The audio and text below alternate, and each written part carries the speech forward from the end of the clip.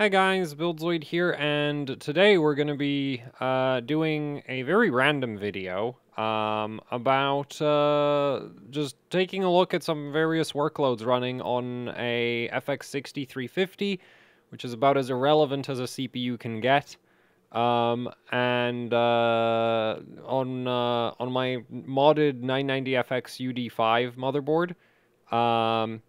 Yeah, we're just going to run a bunch of different workloads and look at how the LLC affects the voltage regulation. So the way this is currently set up is I just have a bit of coax going from the oscilloscope directly to the substrate of the CPU.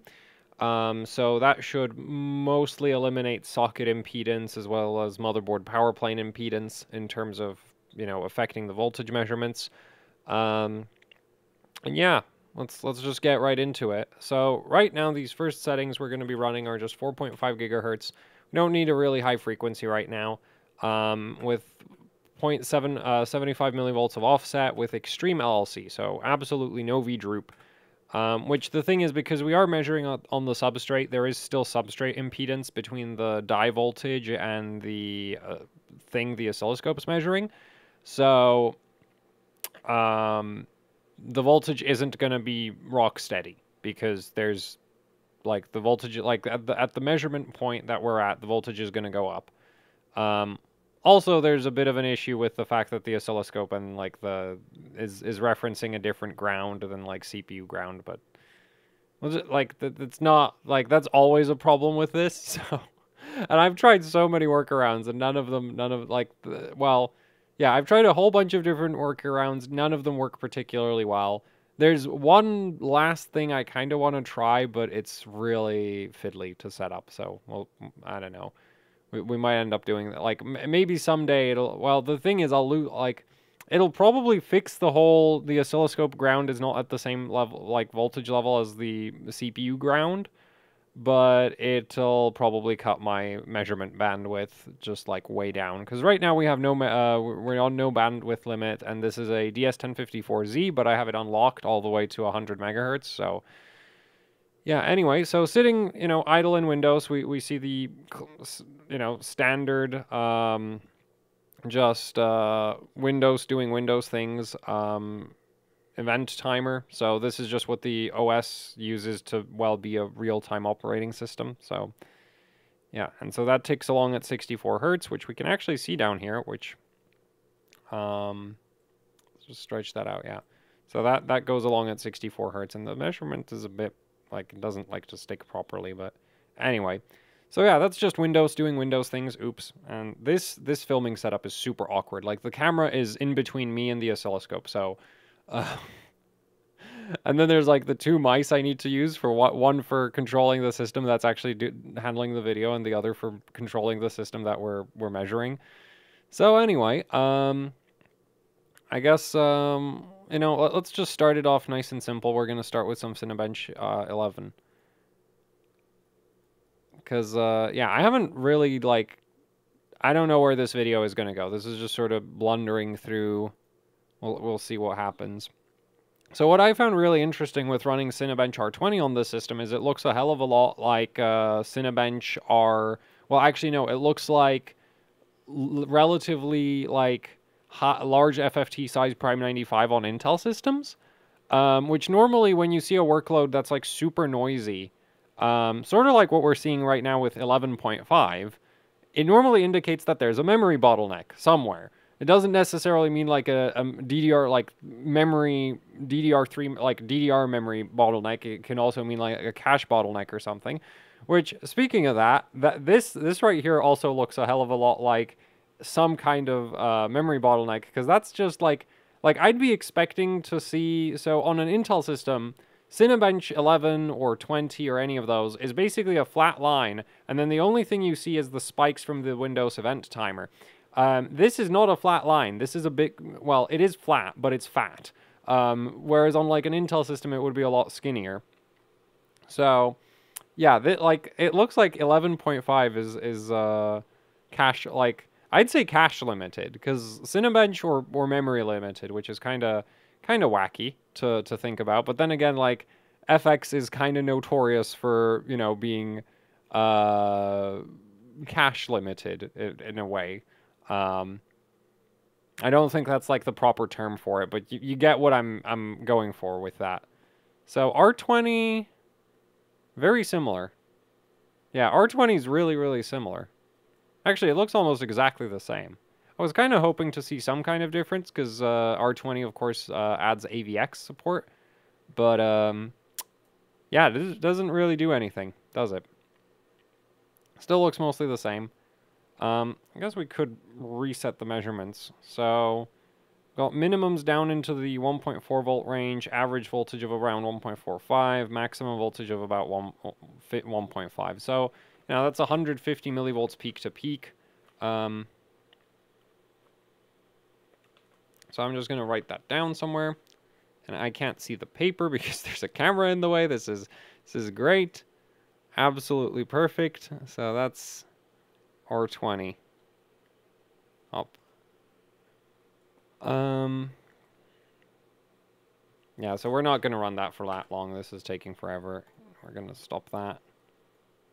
That was 100 millivolts peak to peak. I guess I could zoom in on the waveform a bit, but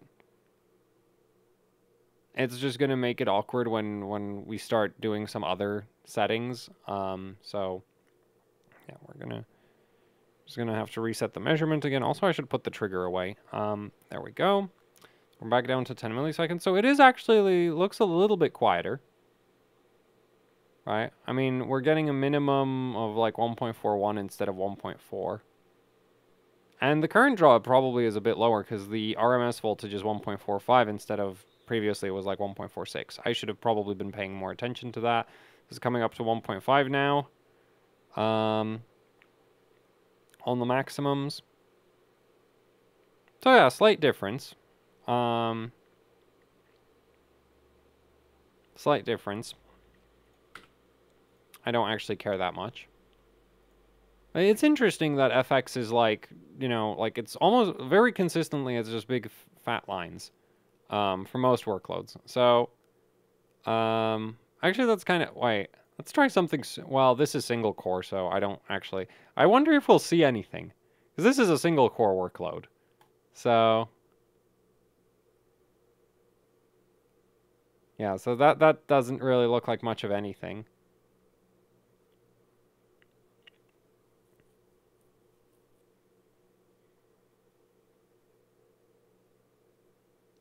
Getting like 90 millivolts peak to peak. Which we admittedly get also at like just sitting idle, right? Like just sitting idle like this, we get 90 millivolts peak to peak. Because that's 1.38 average to 1.46. Okay, so that's 80, not... Actually, I have an idea. Oh man, okay, that is the wrong hand to use for that. We should just use this one. Yeah, that's 80 millivolts peak to peak. So yeah, running SuperPi really does not very heavy, but it's a single threaded workload, so you know what do you expect. Now, the main thing, oh actually let's do this. So let's pull up PS check. So this is a internal AMD, like this, as far as I know, this tool is like internal to AMD and it shouldn't be accessible to the public, but somebody leaked it, and I'm very thankful for that because this makes like this is the most useful tool for doing FX chip like CPU-Z validations out there. Like this is the best thing ever. So anyway, we can change core clocks per core, and so that's really cool. But anyway, or at least, well, it's not really per core; it's per module. But anyway, so if we go, you know, so you can see your CPU frequency, like your core frequencies here. So if I want to, we can drop one of the cores down, and we can drop another core down, and we can't turn all of them off because the way this motherboard uses offset voltage. So if you go to a really low P state, the actual voltage goes with it. Now I can edit the voltage levels for the P states, but we're not gonna we're gonna do that later, and we're not gonna use it to get the super low P states. But what's really interesting about this is if you use PS check like this. And, you know, you have your just like one core running at full speed, right? So that's the one core at 4.5 gigahertz. You'll notice that now the Windows event timer in like spikes are much, much smaller. So that's pretty neat. That's like the part I got really excited about when I was messing around with this. Zoom in on those. They're just like, yeah, so much, much smaller. I'm gonna zoom back out, put the trigger away. And now we're getting like 50 millivolts peak to peak. There is still 20 millivolts of overshoot on this. But overshoot generally doesn't cause crashes, though on liquid nitrogen it might have weird side effects. There's a lot of effects that like at ambient aren't really that pronounced, and then when you're at minus 100 or something, it's like this is actually a problem now. Whereas at like plus 60 degrees, it's like, nah, this doesn't matter, you won't notice.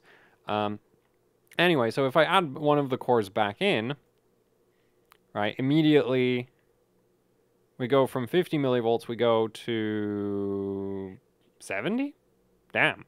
Yeah, so that goes back up to 70, and then if we bring in the last core to full speed, we go all the way up to, 1.46 now, down to 1.37, so that's like 90 millivolts now.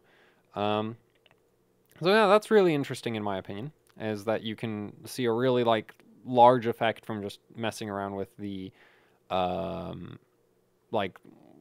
it makes sense, but it's just kind of cool to see it in action on an oscilloscope. It's like, yeah, this is one of the big benefits you get if you have, if you use PS check for your CPU-Z validations. Because the thing is with FX chips, a lot of the time your best core isn't going to be, well, actually, if your best core is like if your best module is like module 2, then you're kind of screwed if you're on if you have a motherboard that just lets you disable cores.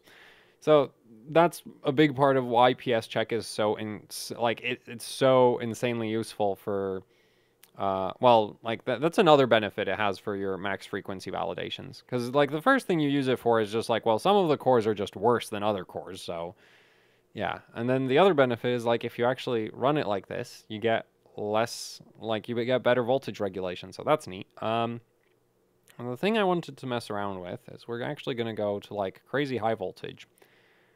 And because what I'm really interested in is like when you hit the F7 key in CPU-Z, it saves a file, right? And you can't really see it, so we're going to slow the scope way down to 200 milliseconds because then it starts rolling. We're going to put the trigger over here. So we're going to get like a nice sweep effect going, which is what I'm aiming for. So yeah, we get this kind of nice sweep effect. So you can see when I hit for like file saving, when I hit the F7 key, you can actually see the workload kick in for on the scope, which I think is really neat.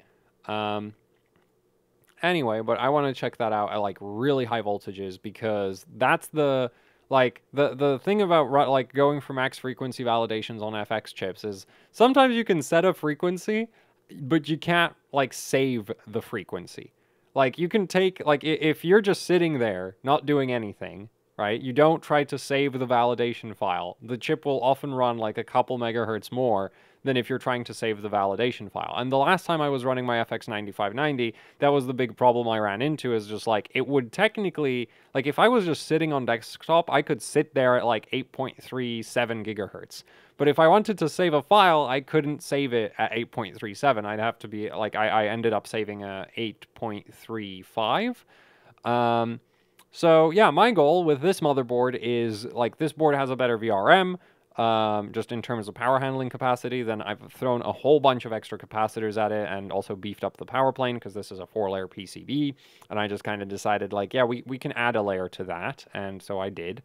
So now it's like, there's like 5 layers of, well, it's not really 5 layers of Vcore. I would assume there's like one layer, like one main layer of Vcore and one main layer of ground. Well, now there's a whole extra layer of Vcore, which helped with the amount of voltage drop on the motherboard's power plane a little bit.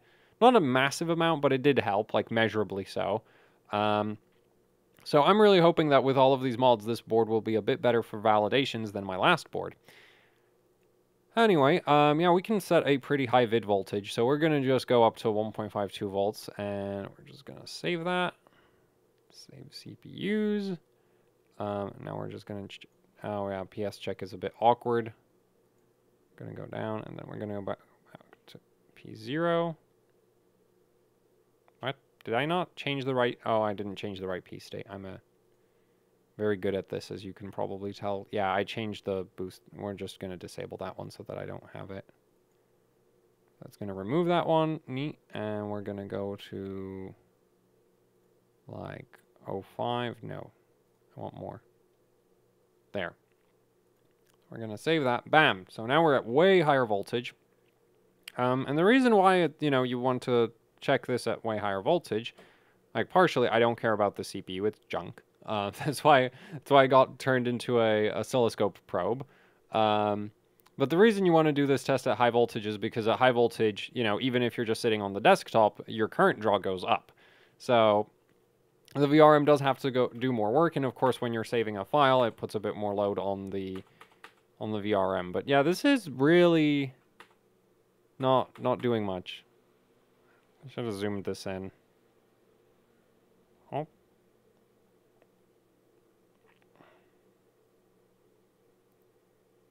This is really annoying. This is one thing. Like, I'm not sure if like higher end scopes just don't do this, but the whole I'm trying to, because I have it in DC coupling right now. Because if you're in I just want it in DC coupling for reasons. We're not going to get into that. Anyway, so now we're at 25 millivolts per division, and we're getting like 50 millivolts peak to peak, which previously we'd be getting like 30 sitting at idle, right? So now I'm just gonna try do a bunch of validation saves. You can hear the fan ramp up. Actually, let's pull up core temp. So right now, just sitting here at like 1.6 volts with one core at 4.5 gigahertz, and then if I start, yeah, you can really see. Yeah, so this is the thing. I'm like on LN2, I get the because the 9590 I was using, it scales to like well over 2 volts, and at 2.075 volts that thing is insanely hot. And if it's insanely hot, then like there's two options for why it's insanely hot. One, which is what I think it actually is, it's like a crazy leaky chip, and so it's just pulling ridiculous amounts of current, especially considering that it was one core. Because, and when I say one core, I mean one core, not like right now we have 3 modules, 6 cores enabled. This motherboard, or like actually quite a few 990FX boards will actually allow you to disable the extra core in each module. And this is really useful for validations because, believe it or not, you can actually have a situation where like core 2 is worse than core 3, right? So, even if they're in the same module, you'd think there wouldn't be much of a difference between 2 cores in the same module, but it can easily be like 100 megahertz. In fact, I think my first 9590 was like 200 or 300 megahertz difference between 2 cores in the same module. So you really want your, you want the ability to turn off the extra cores, because unfortunately you can't choose which cores you disable, but just being able to put the thing in 1 core per module, it also cuts down your power consumption a little bit. So yeah, you really want 1 core per module mode, but we don't really need to check that right here, because the main thing I'm wondering about is like, is it better to run CPU-Z validations with Extreme LLC, or is it better to do CPU-Z validations with, say, medium or standard even, right? Because we're not actually running any load, so I don't really have to be, any load. Again, the temperature goes way up if I start doing file saves. And we can very clearly see on the oscilloscope that the VRM is getting upset about something. So, no load might be a bit of an understatement, but not much load, right? Like, much less load than, like, Cinebench or something. So, I'm just going to reset my measurements. And actually, we're going to zoom in. I'm going to set it like this. I'm going to pull my trigger in. It's way down somewhere. Okay. And I'm just going to start. Actually, I might want it at 20 milliseconds. And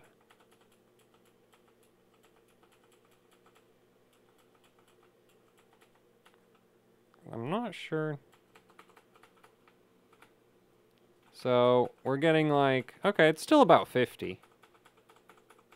Like, the absolute, on average, the max is still 1.62, absolute max is 1.63, minimum is in the 1.57 volt range.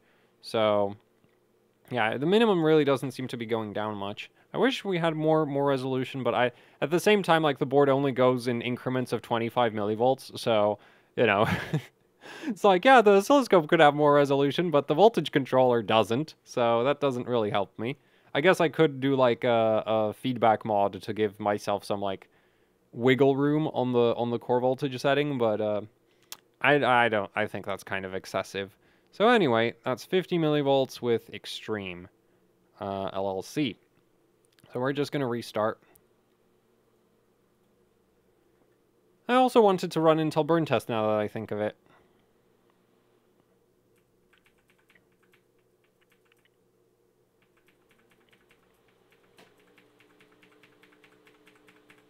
There we go. Wait, we're still at 1.6 volts? Oh boy. That's not supposed to be happening.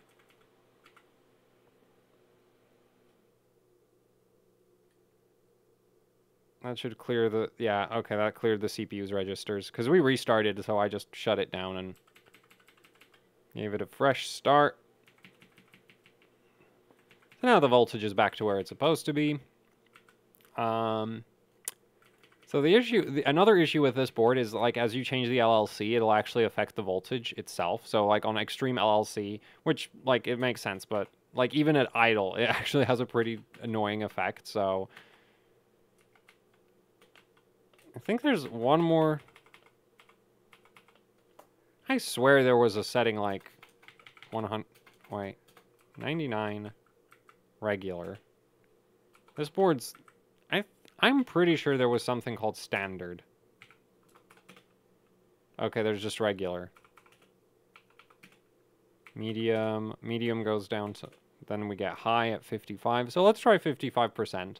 Because there's also, like, I think it's 33%. Oh, no, 22... What?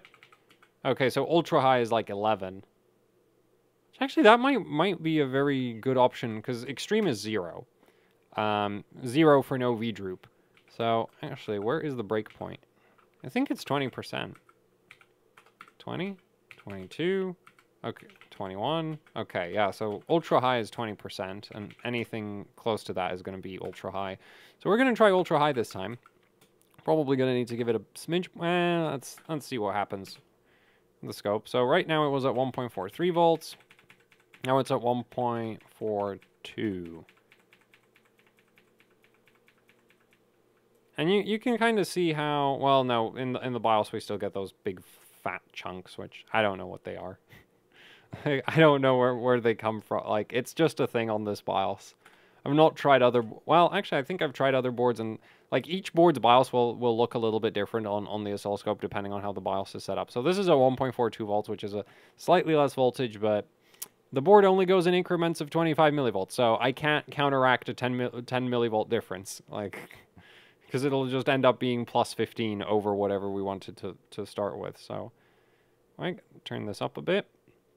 Okay, so that doesn't really seem to be much of an improvement over, what was it? Extreme. Yeah, this really, like, we still have upward spikes at idle. Right, like, we still have pretty, yeah, like, we still have pretty nasty upward spikes at idle, which I'm not a big fan of, but, again, they probably don't affect anything. If we run Cinebench R20. Like, the thing is, the CPU's validation is basically sitting at idle.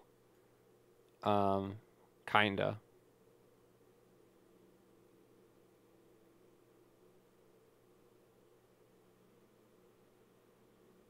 I don't think that made any difference to R20. Previously, we were getting 100 millivolts. Now we're getting maybe 90? So actually might be an improvement. Let's reset the measurement. 1 point... Nah, still 100. Actually, well... That's a bit better. It's ever so slightly better, because that's now hovering between, like... That seems averaging to, like, 1.38. But occasionally it goes up to 100 millivolts, so... Yeah, I'm going to call that, like... I'm going to say that that's not really a noticeable difference. And we're just going to restart. Because, yeah, as I said, there's no plan here for this video. I want to be really, you know, maybe I should just have coax attached to the motherboard when I'm running it on liquid nitrogen. Not to the CPU, because the CPU, like, attaching coax to CPUs is, like, very sketchy as far as I'm concerned. So, yeah, we're not going to hook the coax to the CPU. But connecting it to the motherboard I don't think is too bad. Like, it is, like, relatively safe. The main issue is it's not going to show you as much stuff as if you attach it directly to the CPU. And it is still kind of awkward to attach it.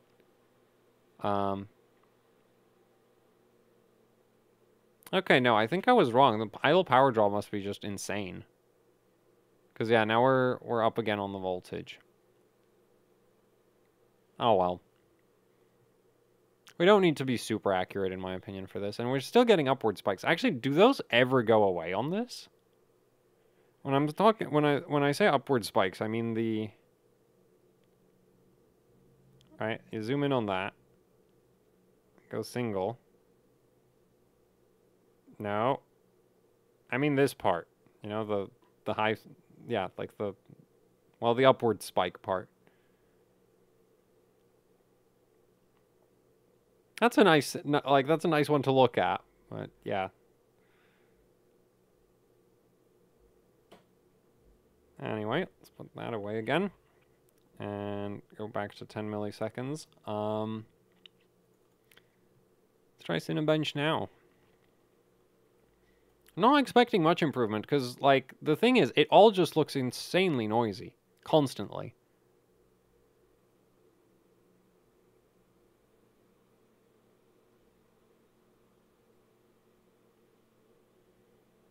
Alright, and... There we go, now it's actually running, and we're getting 1.4 to 1.49. So that's 90 millivolts. So, okay, extreme is definitely excessive, but it looks like the lower LLC levels might be... And extreme is excessive by like 10 millivolts, which is like, okay, so that doesn't... It's not really much of a difference. I want to try the like low, like full V droop. Let's just go like skip medium, just go straight to full V droop. If we see anything interesting there, then we might try medium. If we don't see anything noteworthy, then no point in trying medium. So we're gonna go all the way to regular, which should be just all of the V droop, and I believe we'll need quite a bit of extra voltage at this point. So I'm gonna go to plus 175.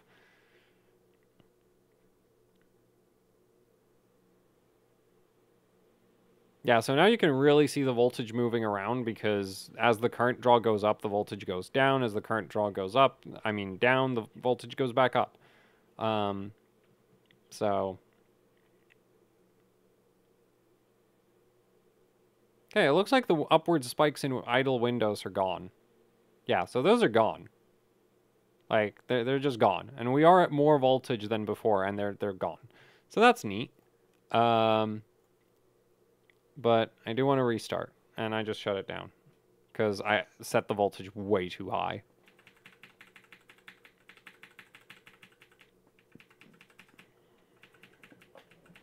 Because we were all the way up at 1.49. The thing is, it might actually crash if we try to run Cinebench with these current settings. So actually, you know what? No. Let's try medium.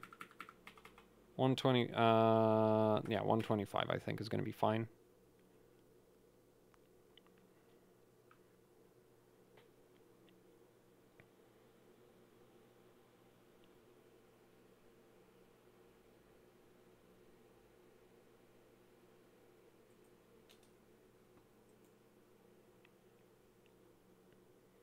Oh, so now we get a hint of the upward spikes again.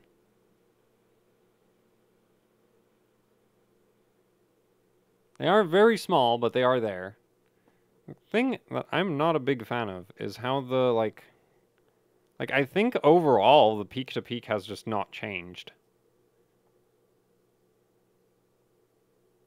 Right, so yeah, now you see the, so that's the load start undershoot, which is like, okay, that's normal. Then Windows does its thing. Right, whereas if you were on extreme LLC, the voltage would come back up to the same, like, it wouldn't, basically you wouldn't see this lower voltage, like, flat lower voltage section. It would pull it back up. And then you get the load release overshoot at the end of that, which, now that the LLC is a bit slightly like slightly too high. We start getting like we start seeing, you know, upward spike at this point, which is what you'd expect. Anyway, and this is like 60 millivolts right now. If we zoom out, yeah, still around 60 millivolts. So it didn't really make much of a difference.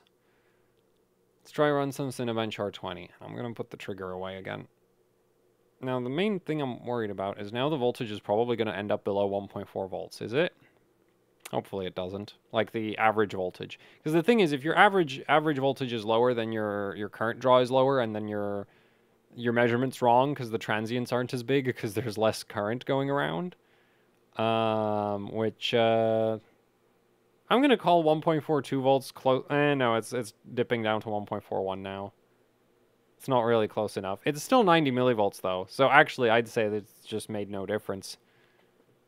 Just made absolutely no difference. So 90 millivolts, best case scenario on this board. So it looks like when I take this board, like ultimately, like looking at this, to me it looks like, you know what? I can probably go through every single LLC on this board and see which one works best.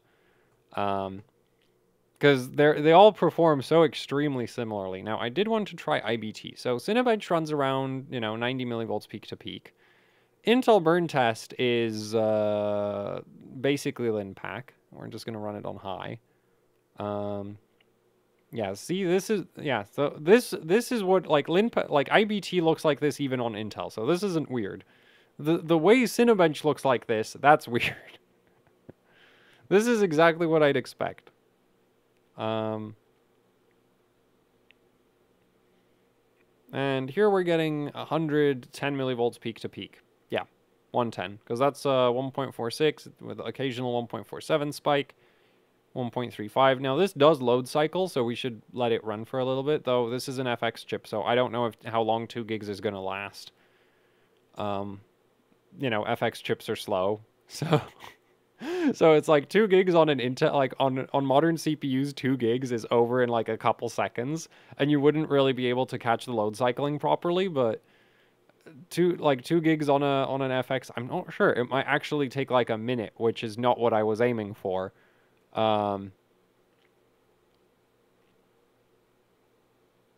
But still, it's really weird. Like if you compare Cinebench to IBT on like an Intel system, the difference between them is absolutely massive. Like Cinebench will be like 110 millivolts, and then you run IBT, and that's getting like 150 or something.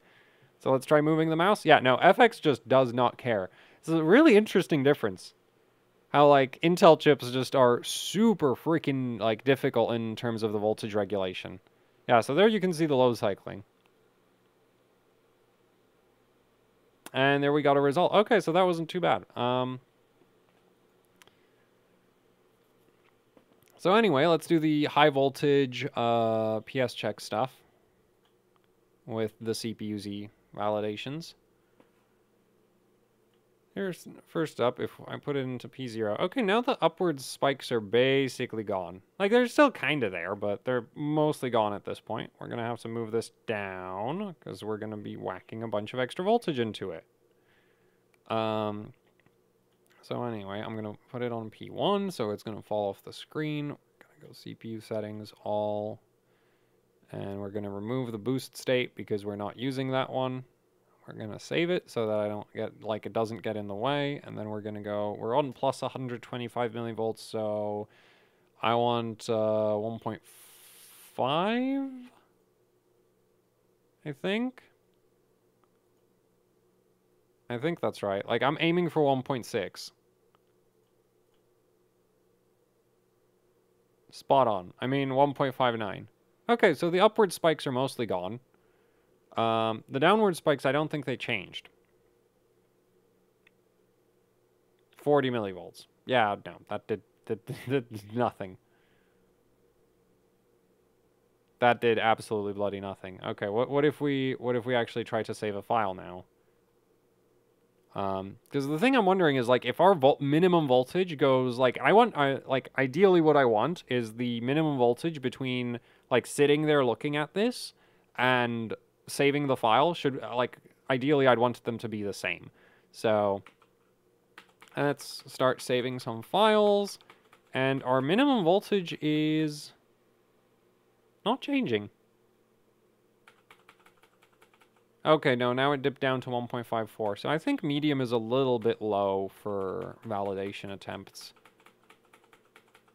So yeah, extreme I think is probably excessive. I don't know that the upwards voltage spikes are necessarily bad, but you know, there's a chance that with like really high, like that 9590, I don't know how much current it was pulling, but it had to be a lot. Because the thing, like that thing was getting the LN2 pot that I was using to the same temperature that like a full load quad core Intel does, which is like not okay for one core to do that much, like to one core to produce that much heat. It's like, okay, so it had to be pulling somewhere in the neighborhood of like over at least over 100 watts, which for one core, you know, sitting there, like we're not even doing anything, right? We're just sitting there staring at CPU Z, and the thing must have been pulling like over 100 watts, which is insane. So yeah, like I'm definitely, you know what? After I'm hooking up the scope to the board. It's a shame. Well, no, I'm hooking up the scope to the board. Screw it. This board's kind of awkward to work with anyway. So if I break it by attaching well, I don't think I paid that much for it. It's awkward to work with for a bunch of reasons that you're not seeing here right now. And what was it? There was one more thing. It's easy to replace. Yeah, UD5s aren't super rare like some of the other AM3 Plus boards.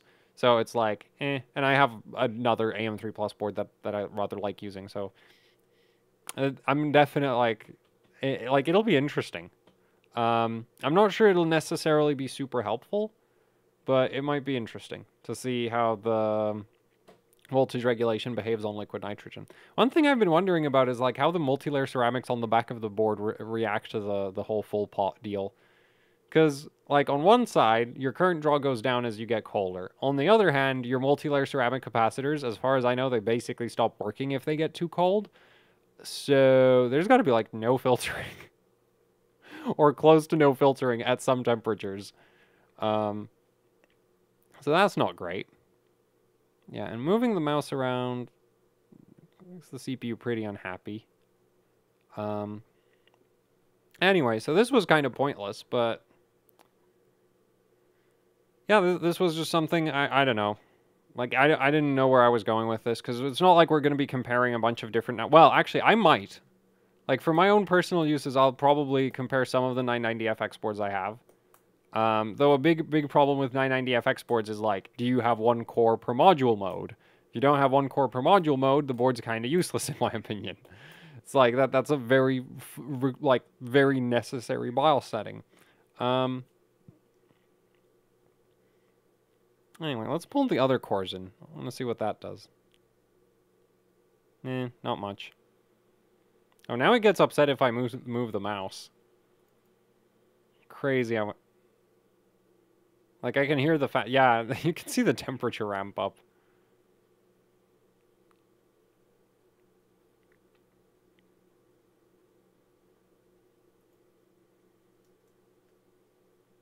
Actually, what if we try to save a file now? What does that look like?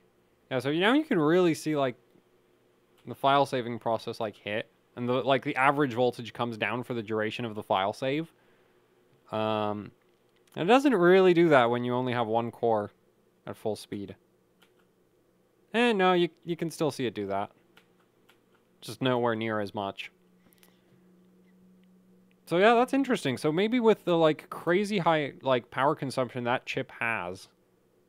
because the thing is like, the thing is, I want the minimum voltage to be as close to the average voltage as possible. That's the whole point. Because if the minimum voltage goes too low, the CPU crashes. And the average voltage is what dictates the power consumption. So if I can get the same average voltage, but with a higher minimum voltage when saving the file, than some other LLC setting, then that's like optimal. So yeah, and I like looking at this right now, I'm thinking, you know what, the best way to deal with this is just going to have coax going to the board. Cuz like looking at it right now, it looks like, yeah, might have to test like 3 or 4 different LLCs. The other interesting thing with FX chips, though, is you can't really see any kind of, like, effect from changing the CPU ratio. Like, you can see the effect of me, like, moving the mouse around and stuff, but you like, the act of changing the core clock itself doesn't really show up on the oscilloscope. Whereas on Intel chips, changing the CPU ratio is actually, like, pretty violent.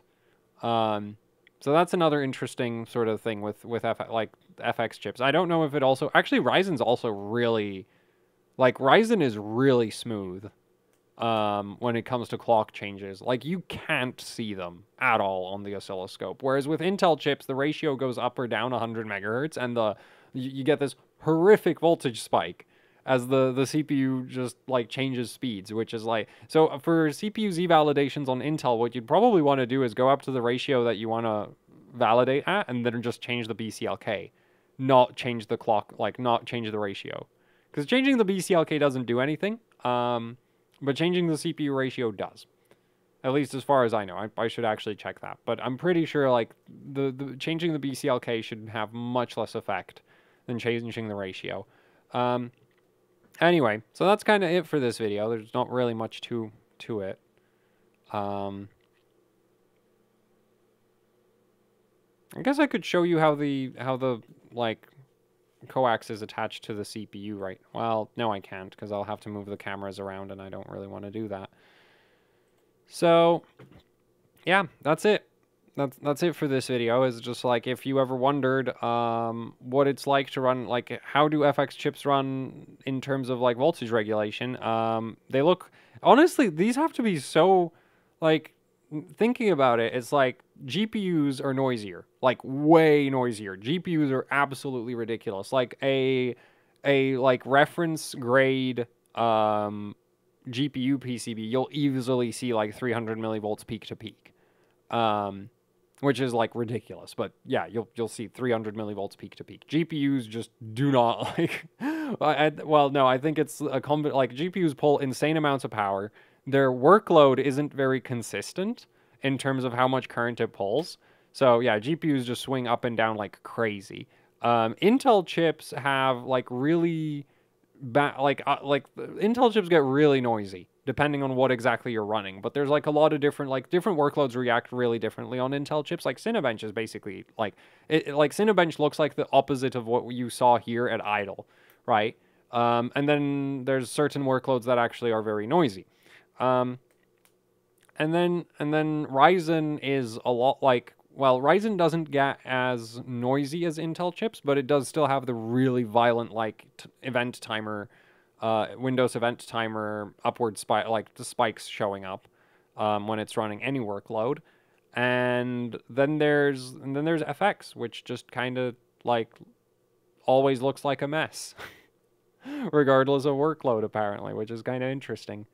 Yeah, I'm not really sure what causes that, but FX chips, they weird and power hungry. Anyway, yeah, so hopefully that was somewhat interesting, because this took actually, like, kind of a lot of effort to set up. Attaching actually, you know what? No, I will show you the CPU, because no, actually I won't.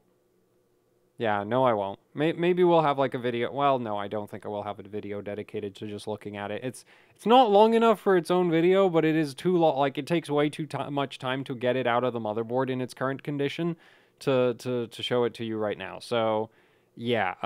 Anyway, that's it for the video. Thanks for watching. Like, share, subscribe, leave any comments, questions, suggestions down in the comment section below. And if you'd like to support what I do here with actually hardcore overclocking, I have a Patreon, where you can support me directly, which is, you know, how I get things like this scope right here. And then there's also the AHOC Teespring store, where you can pick up shirts, stickers, posters, you know, the usual YouTuber merch. And yeah, that's also how I fund things like the oscilloscope. So, yeah, that's it for the video. Thanks for watching, and goodbye.